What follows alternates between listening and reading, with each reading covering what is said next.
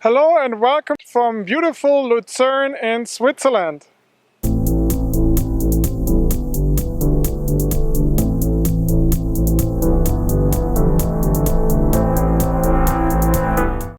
My name is Philipp Halfmann and I'm the Director of Exercise and Sports Science at the IAAPH, and I'm also the author of Advanced Concepts of Strength and Conditioning for Tennis. In last week's episode, you could take a closer look inside a professional training session with Swiss national junior tennis champion Alexander Richard.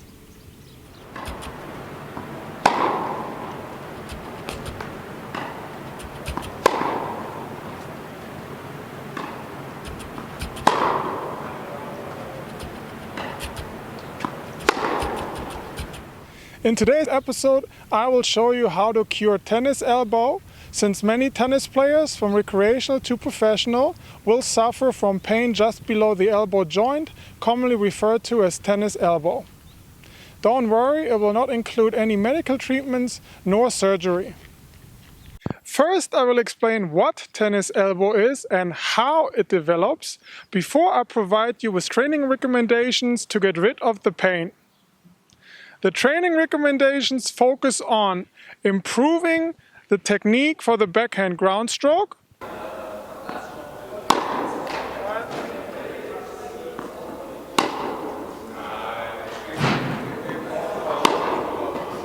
improving flexibility and strengthening the arm and forearm musculature,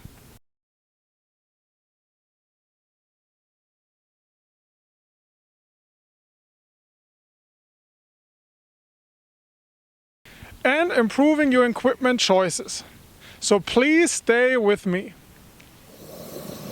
Tennis elbow, also referred to as lateral epicondylitis, is actually an inflammation, or tendinitis, of the wrist extensor tendon, which is formed by four forearm muscles. First we get the extensor carpi radialis longus and brevis. Third, we got the extensor digitorum communis, and fourth, we got the extensor carpi ulnaris, as can be seen on the following illustration.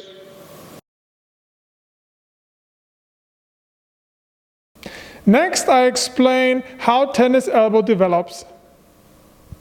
Most sports scientists believe that tennis elbow starts with a micro tear in the wrist extensor musculature. This occurs due to improper warm-up, overuse, and/or poor stroke production technique. In other words, tennis elbow mainly develops due to reinforcing poor stroke production technique, particularly during the backhand ground stroke.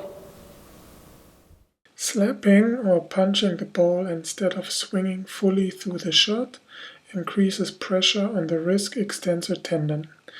In other words, hitting a backhand ground stroke while leading with a flexed elbow instead of the shoulder or the body will cause inflammation of the wrist extensor tendon. Another key factor is poor hand-eye coordination skills, which causes you to hit the ball off-center, meaning outside the racket's sweet spot, causing additional pressure. Next, we'll take a closer look at treatment options. If you currently are experiencing pain, stop playing tennis immediately and refrain from any activity that causes you to hold anything in your hand with a firm grip. You can either ice the area, use anti-inflammatory drugs, or foods such as pineapples to ease the pain. Once the pain has subsided, you can start working on improving your backhand ground stroke.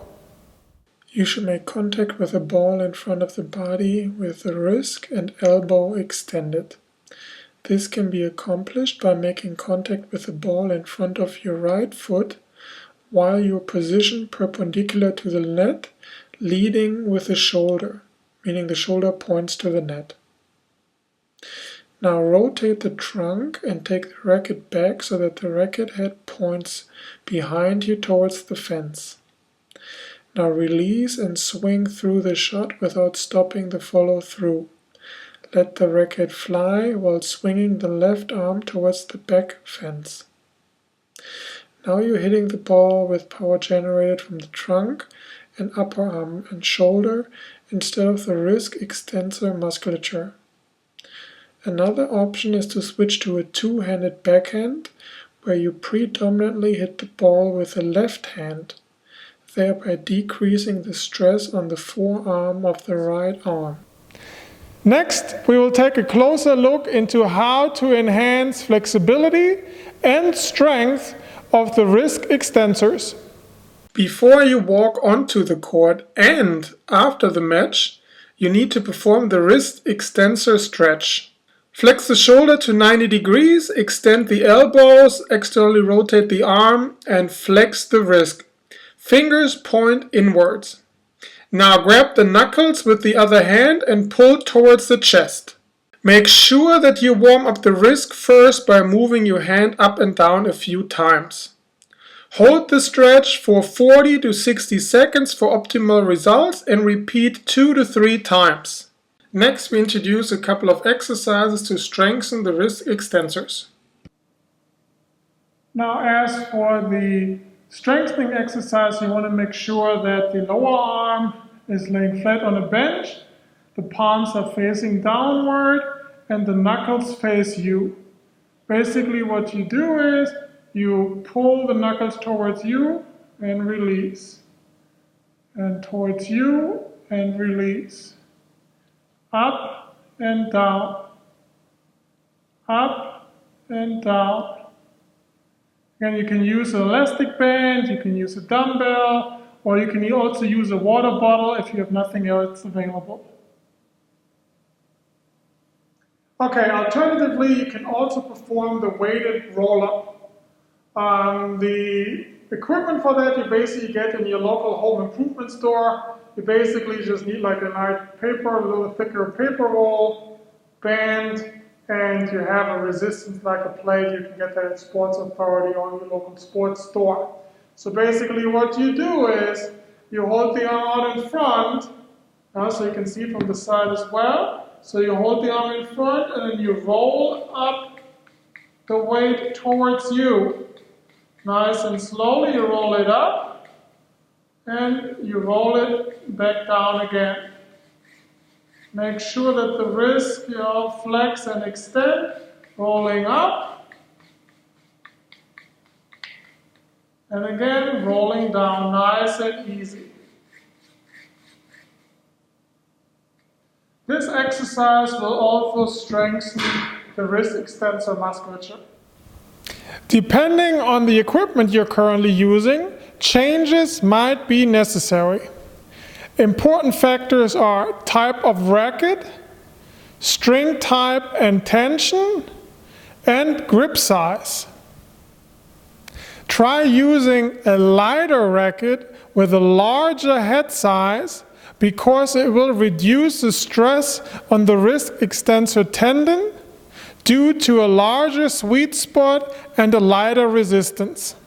For example, there's the Wilson BLX Cirso 2 with a head size of 120 square inches and a strong weight of 9.8 ounces or 278 grams. Other rackets from other manufacturers such as Prince, Heads, or Babolat are also available. Please ask in your local tennis store for recommendations. Stay away from rackets that are longer than usual, called oftentimes the extended version, since they can increase the stress on the wrist extensor tendon.